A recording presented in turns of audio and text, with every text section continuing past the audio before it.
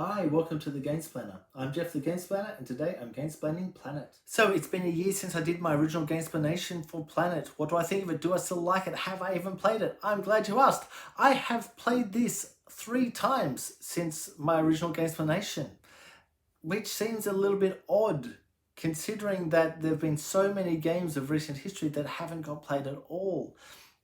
This was early on that I did that Gamesplanation, early on in the year before any stuff hit and made it hard to be able to play because I wasn't able to get together with people. So I was able to get together with people and play it, and I really appreciate that I was able to get Planet played so often.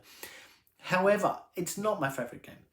I do appreciate it, I do like it, but it's not my favourite game. I feel like there's something else necessary on it. It may just be that it's a little bit of a relax game, environmental game, but the whole essence of the game is that you have a choice of hexes that are magnetized and they go onto a little globe that you have, and what you're trying to do is put different terrains next to each other or away from each other depending on what the cards on the table are. There's a whole bunch of cards out that are going to score whenever they come through.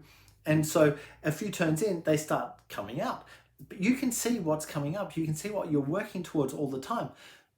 But getting them into that space is really hard. So there's cards that want to have the largest area of sea, for example. There's other cards that want the sea and the mountains to not be touching. There are some other cards that want sea and mountains to be touching. And there are other ones that have the most sea on your planet. All of these things, they're really tough to kind of keep your head around and track what's going on. Some people really struggle with this game because it is 3-dimensional. You've got to really be able to switch things around and say, oh, okay, that one's joined to that one, joined to that one. Okay, there's a gap over here. These little elements, they're a little bit tough to kind of get and understand and keep track of what is actually next to each other, because you can't literally just look at it and see, oh, they're all next to each other.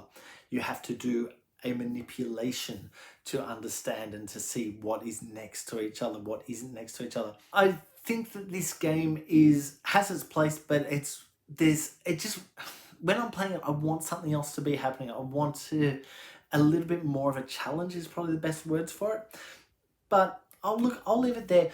If you haven't come across Planet before, please go ahead and watch my Gamesplaned Gamesplanation to get a feel for how the game actually plays.